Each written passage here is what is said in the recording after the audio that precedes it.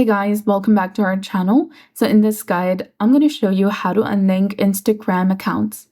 So first, you need to go ahead and open the Instagram application on your mobile device and go to your profile by tapping on your profile icon in the bottom right corner of your screen. From here, select the three lines in the top right to go to your settings and activities section. Now go to Account Center, scroll down and tap on Manage Accounts at the bottom. You'll see a list of your linked accounts. Choose the account that you want to unlink, then select Manage, and here you'll get the option of Move out of this account center. Select it, and then select Move Account again to confirm. Select Continue, and select Yes, Finish Moving. You might need to enter your correct form of your Instagram account password as well. And that's it. I hope you found this video helpful. If you did, please like, share, and subscribe. Thanks for watching. We'll see you again in the next one.